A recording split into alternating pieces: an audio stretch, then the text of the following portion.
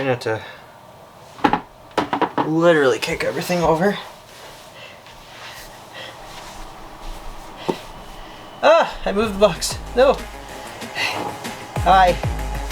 I'm gonna be doing most of this video from the floor. This sucks.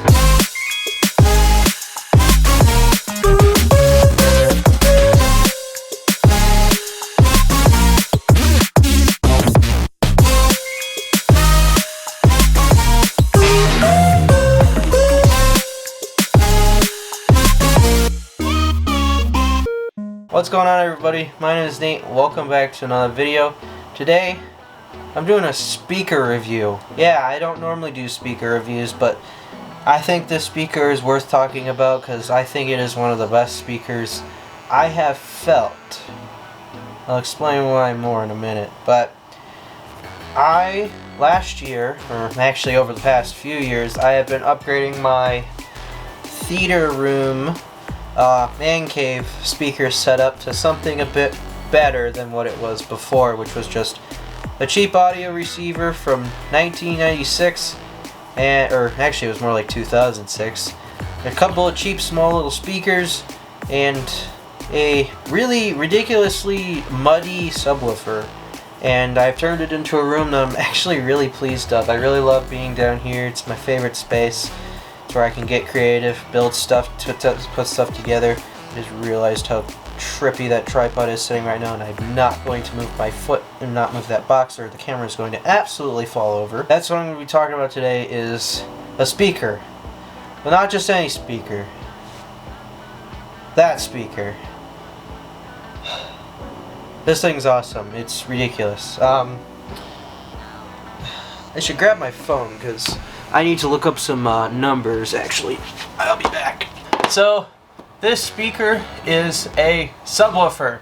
This subwoofer is ridiculously awesome, and if you're just looking for a subwoofer to just have a subwoofer, I mean, for example, if you were in a living room and you just wanted to throw a speaker setup together and just get a subwoofer that works, this is the subwoofer. I mean, this thing is just incredible for its size. I mean, this is an 8-inch subwoofer. This thing's not big. This thing's pretty small. And it's just one of the best sounding subwoofers for its size that I've heard ever, honestly. And these things are just built to last. I mean, I have a subwoofer in our living room that my parents bought back in like 1996. That subwoofer is almost 30 years old and it still works perfectly. It still sounds awesome, but technology has improved and this thing just blows that old subwoofer right out of the water, but for good reason. I mean, it's 30 years of technology difference, and this thing is actually packed full of a lot of tech, and I will explain more into it. I might as well explain the brand and the model of this speaker. This is the Klipsch Reference Klipsch Reference RASW Surround Subwoofer.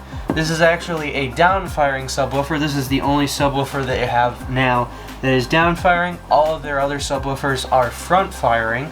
Down-firing is the speaker is pointed down at the ground. Let me lift this thing up real quick. If you see on the bottom there, that's a speaker. Ooh. A dusty one at that. Jeez, I didn't think about being dusty under here. But yeah, this is a subwoofer. That's the woofer. That's where the sub comes from. I'm gonna put this thing back.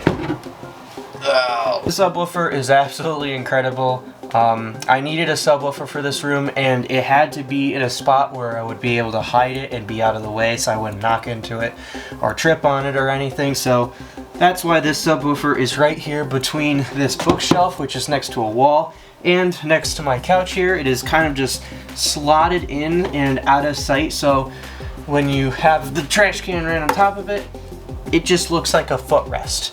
But who knows? But who didn't know, because it's a subwoofer. And this subwoofer is actually really cool. It has some cool technologies, and it has some technologies that my almost 30-year-old subwoofer has, but they don't, if it ain't broke, don't fix it. I mean, if it works, it works. So let's talk about the subwoofer a little bit. This subwoofer is a 8-inch subwoofer with 150 watts of peak power, which isn't a lot. That's actually really small compared to subwoofers that need almost dedicated circuits to run. If you're building a full-fledged theater room, you would run both subwoofers on their own circuit, separate from everything else. You would have your amplifier on your own circuit. If you're going a projector route, you would have your projector on its own circuit, because that thing can draw 1500 watts like nothing.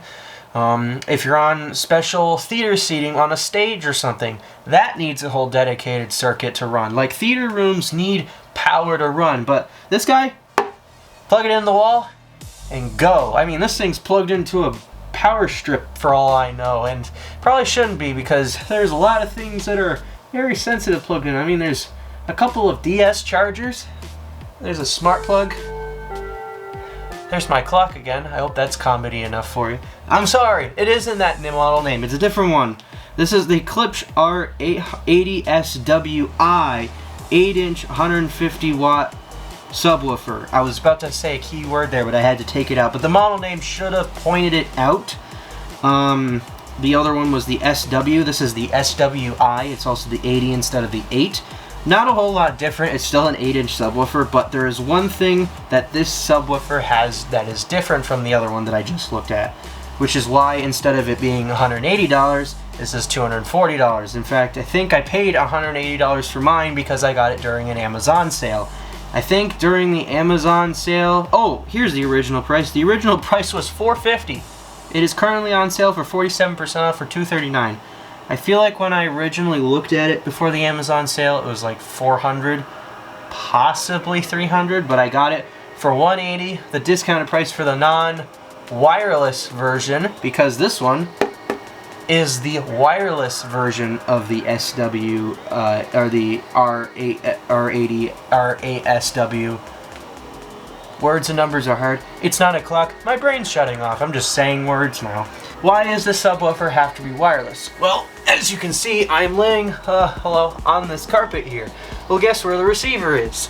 The receiver is way over there on that stand, and running it through this carpet would be an absolute nightmare to run it from here. Where's my finger? There. Running it from here all the way to there. That would be impractical. It's time to go handheld mode. What makes this subwoofer so special is the wireless receiver is actually... Oh, hold on, I gotta fix the autofocus here. The receiver box is actually right here. That little box right here is the receiver box. And this receiver box is plugged into the subwoofer wire, which is this wire running into the back of the receiver that runs... I think it's there. That's where the wire runs.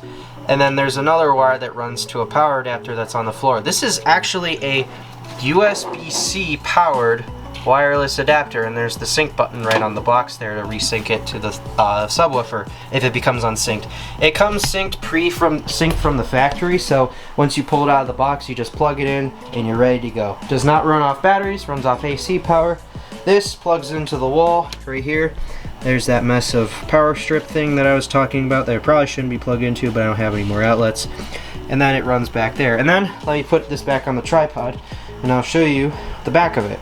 Let's see how well I can nail the focus on this. So, subwoofer tucks right in. As you can see, it's pretty far away. The back isn't very terribly special. I mean, it has your traditional gain, low pass controls, audio, auto switch, and on switch, which I'll talk about, and then the phase that you want it to be in. I'll also talk about this in a second.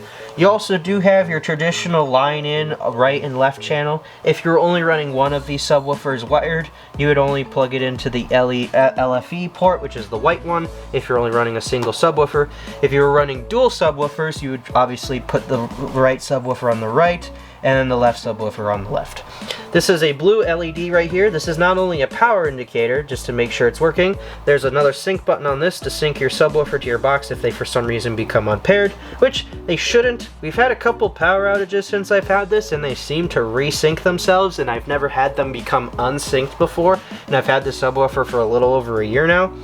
This is a gain control. This is how you change your gain. I'm not going to go too much into the music stuff, I set the gain right into the middle because that seemed like a fair thing. And then the low pass hertz, this I do know a little bit about of. If you're not sure what you want your speaker's volume or free pass hertz frequency to be, set it to 80 hertz and then listen to maybe a bunch of music for about a day and play games or listen to a movie or something. You're going to learn that maybe you're losing a bit of your frequency and you're hearing some audio that you aren't supposed to. Maybe, sorry, you're not hearing audio that you're supposed to because your speakers, your front-facing speakers can't go low enough. I have big giant Boston right and left channel speakers that those can actually crank out some pretty good bass that I can actually turn it down to 80 hertz, which is the recommended hertz level for the subwoofer to actually produce.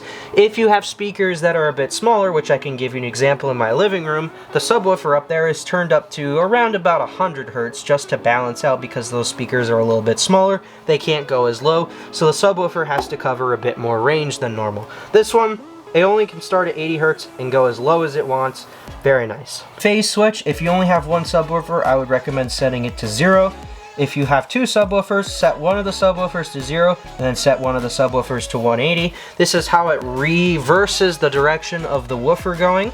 If you only have one subwoofer, you just set it to 0 hertz, or set it to 0 degrees. Sorry, those are degrees, I didn't read that correctly. And then if that would be on channel left or channel right, I would recommend maybe put your left channel as 0 and then your right channel as 180 so that your two subwoofers aren't competing for the same frequencies, so then you get your true left and right experience. Alrighty, so I am going to play some audio music here. I'm going to load up something on my phone and play it on the speakers in Chrome, Google Cast to it. I'll focus it on it real quick. I love this YouTuber, Levi Nei. He hasn't been on YouTube for a couple years, but there's one track in Familiar that I love that just absolutely loves cranking out bass. And that is, oh, I gotta go pretty far back here. This one, which is when he made his video using a fire alarm. This song has an absolute ridiculous amount of bass. I don't know why, but this song just does. So if you're listening to headphones, you're really gonna hear it. So I'm gonna play it real quick. Alright, so I got the song pulled up. This is gonna be a lot of bass, so if you have headphones turned up, I recommend them maybe turning down a little bit just to compensate for the ridiculous amount of bass that is about to occur. The auto volume did turn itself on. This thing did go to sleep by itself. This little light indicates that it does go to sleep. On the older Klipsch subwoofers, the light would be red if it was in its sleep mode, and it would be green if it's on. This one, it's green when it's on, and then the light is just off when it's asleep. But it is still paired and ready to wake up if it does receive a signal from its receiver over on the box there. So yeah, I'm gonna play some music real quick. How's the volume? I think the volume's okay where it's not going to be terribly loud. You won't really be able to hear any of the other music because I'm sitting next to my couch out of the listening circle that I've tuned this to. One of the weird things that this thing has done is, since it's sitting right next to a couch, is it wanted to turn the bass up really, really loudly, which made it really ridiculously loud, and it was just vibrating everything. All this stuff that was over here was just making everything vibrate. In fact, I might have the volume loud enough that I'm actually start vibrating some of this stuff. One day it actually knocked off something that was sitting on one of the top shelves that was just kind of standing up on its own. It actually vibrated so much that it fell off the shelf onto the floor. Very frightening and very alarming that I was like, whoa, okay, this thing has some serious bass. So I'm going to play the example track now so you'll be able to understand what I mean.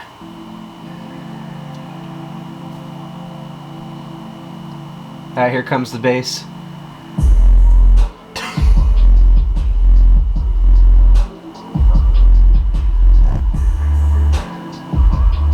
In fact, it vibrates so much it's actually moving itself.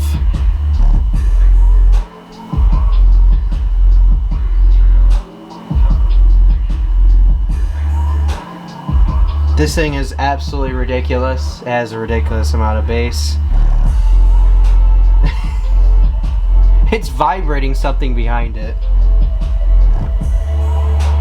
But yeah, this thing is nuts. The tuning is really badly, so sitting right here, right where the viewing is really bad. But like sitting over on the couch way over there is actually perfectly fine because it's not terribly, because it's inside the listening circle, so the tuning's actually correct.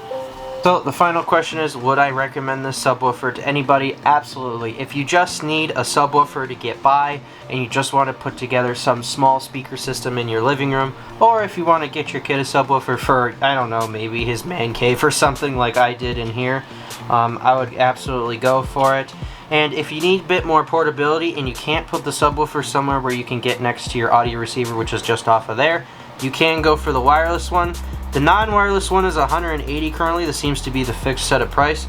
The wireless one, if I can scroll to find it here, here it is. This one right here, this one's currently for $239. It was originally, I think I got it maybe $300, but during the Amazon Prime Day sale, the Tech Day sale, I think I actually got this subwoofer for the same price as the non-wireless one. And if I actually found the non-wireless one, I bet this thing would have been, instead of $179, it would have probably been $99 or something. So these things are a really good deal if you just need a subwoofer. Obviously, if you're going for like a professional subwoofer, you would get one of these like 10-inch or possibly, what is it, the 12-inch? Here it is. The 12-inch deep bass front firing subwoofers. Those will be a bit more realistic. Obviously, I would love to get these subwoofers in the future because these things are just absolutely powerful.